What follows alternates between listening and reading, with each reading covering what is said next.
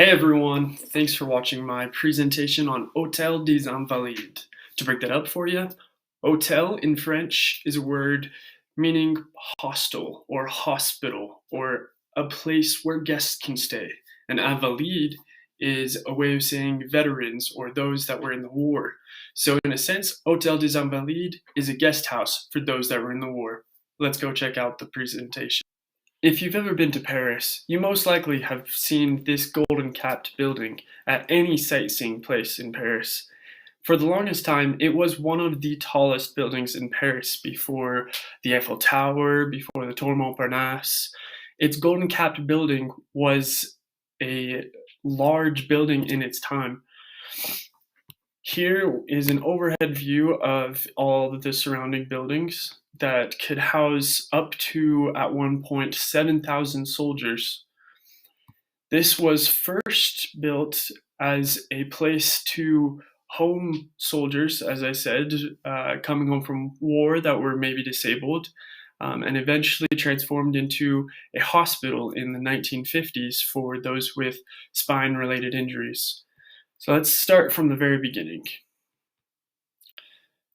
Those watching this video may know that I'm taking a History of Paris class. In this class, we learn many things. We started with the Battle of Bouvines, with Philippe Auguste. Sorry, the names are still get a lot of jumbled around because there are a lot of Louis and a lot of Philippes, but all of them have their own separate unique qualities and things that they brought to Paris. Something that most of them brought were their military conquests and those that searched out for new lands or new people to conquer and to build onto their empire of Paris. Some of those may include the Battle of Bouvines, the Hundred Years' War, the Napoleonic Wars, and Louis XIV's battle against Holland. The Hundred Years' War was a war fought between England and France for the conquest for to get more land onto France. And those that fought in the wars fought valiantly and fought hard. And when they came home, most of the time their life was not too short from depressing. They didn't have much to come back to. They were most likely maimed, or at the very least, mentally disabled, or not disabled, but affected from the trauma of war. And coming back was quite a big adjustment for them. During the Napoleonic Wars, these men traveled very, very far from home, even farther from England. They traveled to Prussia and fought in wars that are unspeakable, but which brought Paris much great attributes and many different conquests to them. Louis XIV's battle against Holland is especially notable because this is kind of the background of what brought Hôtel des Invalides to Paris. One thing that Louis XIV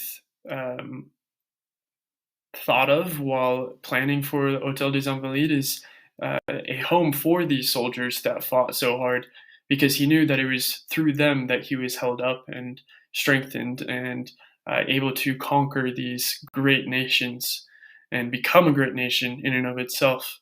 So I'll talk a little bit more about that when we get into the background of the conception of Hôtel des Invalides. Another big motivation of mine for researching Hôtel des Invalides is my own great-grandfather, Grandpa Ralph Albiston. He fought in the World War II in the Navy, and he was a hero. As you can see, he helped many in fighting in the war, and after he fought so valiantly, he came home to, luckily, a loving wife and a family that cared for him and helped him. Luckily, he was in good physical shape, and he lived out all the way until 96 years old. If he wasn't in this shape, I'd hate the idea of him coming home after he had fought so valiantly to a home that wasn't caring for him, or maybe not something uh, there when he needed. I love the idea of having a monument that celebrates and cares for people that have cared for a country that we enjoy, and a place where those same people can be happy in, and that they can be cared for, and get what they deserve in fighting so hard for us. In researching this topic, of course, I had troubles in finding a lot of information for this because this is a touristic site. And so many of the sites that I went onto, I saw that it was mostly just touristic information, trying to attract people to come in and see the great beauty that is Hôtel des Invalides. Unfortunately, this doesn't mean that there was a lot of history on these sites. Mostly, I was able to get a lot of this information from French websites, because it seems, although there are French tourists, they are more looking into the history of what's actually happened. So some of the sites that I went to include Institution Nationale des Invalides, which is a site dedicated to veterans and how they can get help, helping any uh, people that fought for the war or fought in any wars, and get care through that. And so, of course, Hôtel des Invalides is greatly included in these sources. Another one of my sources is Musée de l'Armée Invalide, which is the direct site of Hôtel des Invalides. This one did have a lot of tourist attractions, or it's where like a tourist would go, but it did provide some helpful insights into its history, although not much. One other source that I went to was, of course, the source for our class, which is Seven Ages of Paris by Alastair Orne. He looked into a lot of historical events, and gratefully, one of which was Hôtel des Invalides. And I, after looking for many sources, I have a lot of respect to him for finding this much information through everything that is just tourism and non-facts. It's hard to sort through all of that, so I have a lot of respect for him. The last source that I went to was Napoleon.org, which is all about Napoleon. I greatly suggest going to that site, as it does give a lot of more information on Napoleon. Because I am focusing on Hôtel des Invalides, I don't focus so much on Napoleon, but just in his part that he played with Hôtel des Invalides, including his tomb and his reinstitution of it after the revolution. There were other sites that I used as well, but they aren't worth mentioning here. They are just other sites that are notable. I stayed away from Wikipedia, as we all know, it's not a reliable source. But these other sources did provide other helpful information that helped me compile this presentation. Okay, jumping right into Hôtel des Invalides, we're going to start with the background for conception, or why it was even needed. So very first, back in 1670, the start of the Franco Normandy, the Anglo-Dutch, the Franco-Dutch. It goes by many different names, but the war was about to happen. So the background for this is Louis XIV married Marie Therese, who was the daughter of the King of Spain. Because she was the daughter of the King of Spain, the Spanish Netherlands were, as far as Louis XIV saw, were the inheritance of Marie Therese. And so he went over and he fought for the lands over there. Unfortunately, he was repulsed by the Dutch soldiers and an alliance with England that the Dutch had. That was in 1668. In 1670, there was a secret Treaty of Dover, where France and in England had a treaty where they teamed up and they invaded the Spanish Netherlands, where they eventually won. And but unfortunately, it didn't go as well. But we're going to refocus back on Hôtel des Invalides.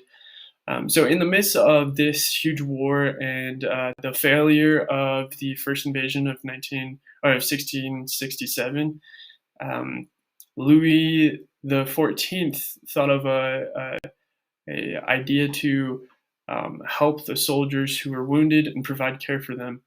A quote that he is attributed to saying is that he considered it to be quite reasonable that those who freely expose to their lives and lavish their blood for the defense and support of our monarchy, which they have assured our other subjects, and pass the rest of their days in peace. He wanted a place that these soldiers could come home to and feel peace for the rest of their lives. In the chapel, or with the conception, he first commissioned it in 1670, so right before the second invasion of the Spanish Netherlands. But it wasn't finished until 1674, where that was when the first soldiers were housed there. Um, the Golden Cap wasn't built at the same time, but it was finished shortly after, at the end of the 17th century, by the architect Jules Ardouin Mansart, who also was the architect for the Chateau de Versailles. Uh, in this Hôtel des Invalides, although these veterans were cared for, some of them weren't super happy because of the discipline that was maintained there, that was more or less the same as the discipline in the army. One of which, these rules were, if a man was caught unseemly with a woman, they were publicly displayed and humiliated. This discontent from the veterans sometimes caused riots, one of which was a complaint about the soup and the food. It escalated to a full riot, and Marquis de Louvois, who was the chef, the main manager of Hôtel des Invalides at the time, he had to call in a firing squad. So it got pretty heated there. I actually just wanted to add one more thing about the conception of Hôtel des Invalides, and it's just that Louis XIV drew money from the army's budget to build this Hôtel des Invalides, which is a way of him showing, instead of putting it out towards armies for conquest and getting more land, he put it into this building to care for the veterans, and it just shows his commitment and his intentions to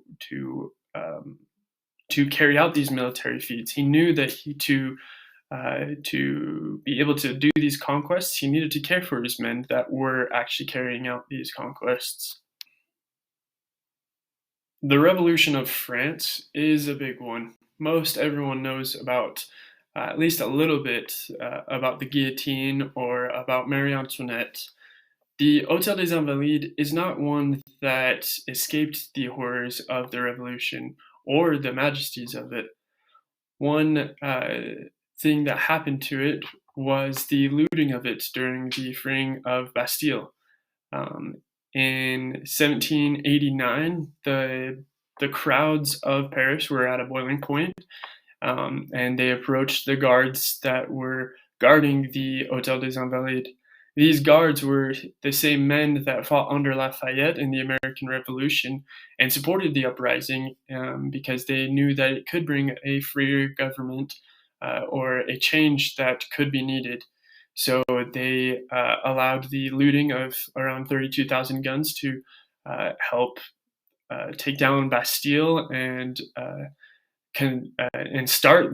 ultimately start the revolution. In 1791, the building Hôtel des Invalides was almost canceled itself. It was being considered a tearing down or a renovation of it, but the Abbé of Maury fought valiantly for it.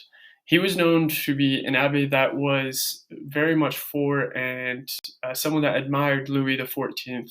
And so his words for this building were, although he did love Louis XIV very much, he realized that the people uh, maybe weren't so much in favor for him. And so instead, he gave his famous speech about how it is still a monument, a history of France, and something that even others had imitated, including the Prussians. He cited one instance where the Prussians had built something of uh, a similar building to help those that were fighting in the war and something that they could come back to.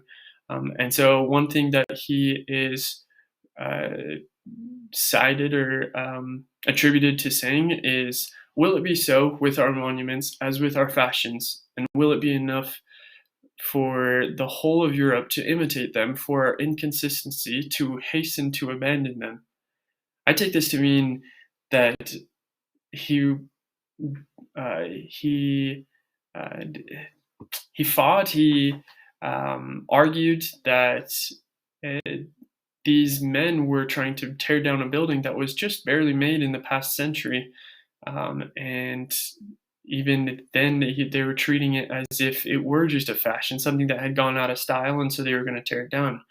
And he brought up that question to kind of show to the men that it meant more than that. It was something that was to stand permanently and something to always help those that fought in wars and helped their country.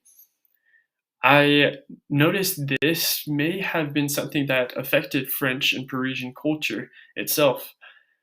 I know that France and especially Paris is known for their fashion and their style and their innovations, and so to have something that kind of tells them that this is their history and that we should respect our soldiers and the dead, it uh, it I think it almost affected their culture in a way that stayed with them even to today.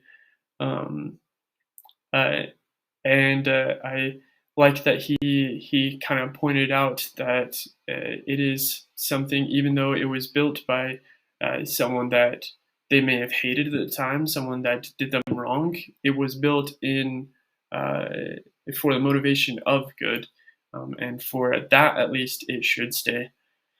The Committee Nationale, the group of people that were in charge in a sort during the Reign of Fear, during the Revolution, uh, acquiesced, and though it was renamed to Temple of Mars and uh, closed down for Invalides, instead it was made a place for a hospital for disabled soldiers or commoners that were under certain maladies. It also became a place to put on showcase flags captured from enemy countries and other such trophies. But this is mostly seen with Napoleon's time and his conquests. Uh, this again, this kind of shows the culture of France in them clearly showing and being prideful for their country. That hanging up these flags and their trophies, they're proudly showing that they are one of the best. Another topic that I wanted to touch on is that of Napoleon, since he was such a big part of France's history, especially Paris. But one of the greatest things and why I think it should be focused on with Hotel des Invalides is he was one of the greatest greatest of France's soldiers, and so for him to be entombed here, as you can see in this picture, in the red periphery tomb, he is very fitting for him to be there. So starting off, once Napoleon started to seize power in the beginning of the 19th century, he took it upon himself to restore everything that had been torn down or stripped during the revolution. Although this wasn't adding much back to it, it did reinstate everything that it was before. In 1804, uh, soon after soon after his self coronation, he chose the chapel underneath the golden domed roof as a place to award the first legions of honor. I looked up legionsdhonneur.fr, and it describes a little bit of what you have to do in order to get these medallions. So, to explain a little bit, it's one of the most famous in the world for 2 centuries, or since this Napoleon, since he started giving out these legions d'honneur. It has been presented on behalf of the head of the state to reward the most deserving citizens in all fields of activity. Another thing that I saw is it said, this is how you earn it. Any French citizen with no criminal record who has demonstrated outstanding merits in the service of the nation in a military or civilian capacity. 20 years of activity at least are required to qualify for the Legion of Honor. That sounds like a lot. 20 years of your life. I I can't say that I've actually ever done something for 20 years other than breathing. So to have been in the army for 20 years is quite a commitment, and it's a huge honor. And so for it to be underneath this chapel, is a great honor for Hôtel des Invalides. After Napoleon died in 1821, he wasn't actually moved his remains weren't moved to Paris until much later. In June 15th, 1841 or 1840, his ashes were finally brought back under decree of Louis Philippe, and this it was temporarily entombed elsewhere, but he eventually in 1861. Louis Visconti, who was the architect of this tomb that you see there, it was finally finished. And so, nearly 40 years after Napoleon's death, he was transferred and given this final resting place, which, according to his will, is exactly what he wanted. It stated, "I wish my ashes to rest on the banks of the Seine, among the people of France whom I so much loved." This was a great honor, and as you can see, it's a huge monument to one of the greatest of France's soldiers, and I almost feel like it serves as a monument as well to all those that die in war for those that they're trying to preserve liberties for. This entombment was overseen by, at the time, Emperor Napoleon III. And so it kind of shows, again, the Parisian culture for respect for their dead, and it's specifically those that fought for them and for their liberties. And if it hadn't already been a part of their culture, it definitely affected it to where today they do have much respect for their dead and learn from what those in the past have gone through, and fight for their legacy.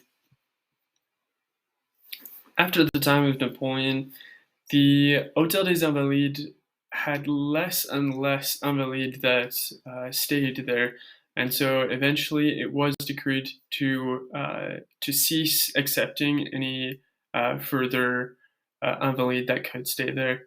But it became museums in 1869, and another one was opened in 1892. And in 1905, it again opened for infirmary and for helping those that were sick from war. And especially in 1917, during the First World War, the infirmary, the former infirmary, was reinstated as a place for injured veterans to stay and to get care. And as shown here in the slide, it says that Jean Camus and Augusta Desjardins Klumke reported on medical work that they did there and helped further the science. And this was internationally known and validated for any research that was done with maladies pertaining to veterans coming back from the war. In 1955, the because of the work that it had done on veterans, a medico-surgical center opened to help those, especially with spine-related injuries, something that was nerve-related that perhaps had happened during the war. In 1970, it was renovated and it became known, especially as previously said, for its spine-related pathologies and work with Dr. Pelot. And that is the end of going through the history of Hôtel des Invalides. Something that I learned from completing this assignment is that there's really something in every single historical moment. As I was reading through the book, or even just talking about it in class, or in the class that I'm taking right now with History of Paris, we talk about the revolution of the French as people getting angry at the government, and so it was overthrown, and then chaos, and then Napoleon came in, and then it happened. Like it just worked out like that. But as I was reading through every single historical moment and everything that came into play that happened around Hôtel des Invalides, there really were deep ideas expressed. A lot of this came from my reading with Abbé de Maury. He talked a lot about the feelings of men and about how the philosophies. It made me realize that they weren't outdated things. They were things that we would think of right now as such as like the liberties of man and like the legacy that we pass on to future generations. The history in each of these buildings are super important, and we need to preserve these monuments that we have while providing an experience for our future generations to learn and to grow. And so I hope my audience kind of learns from that in everything that they do that that there is a respect that needs to be paid towards buildings, monuments, towards even just certain ideas that are expressed in history. And that's kind of just what I learned and what I hope my audience, you guys, get to learn. My in-depth study of Paris, it's kind of also made me understand a little bit more of Parisian culture, their pride for nationality, and because of everything that they've been through, they've grown and they've become this powerful capital. In learning about Louis XIV, they had this strong nation. Did they care for it? Yes. I mean, as you can see, they had this building that cared for the people that fought for their nation. Although it was stated that it could be just for show, as in Paris, they had this false sense of security, while outside of the capital, it was more trouble was brewing. And so maybe that's another thing that kind of helped my understanding, is that even though great things are happening, like this Winter Olympics, is there underlying problems that could be happening in the city of Paris? And so I'm excited to learn more as I continue my study. Lastly, here are my references. Each one, most of them I found on sites, as I said previously before. But there are two books, and that's the second one by Alistair Horn that I mentioned previously. That's The Seven Ages of Paris that I use predominantly in the class of History of Paris. The second one is on this second slide. It's the one by Pujola. I highly recommend to go see it. It's on gallicabnf.fr. It's Le Cardinal Maury, Sa vie et ses œuvres. And it talked a lot. It really helped with this presentation. So I just want to give thanks for that. Again, thank you for watching this presentation, and I hope you learned a lot from it and can appreciate better the guest home for the veterans that fought for the war.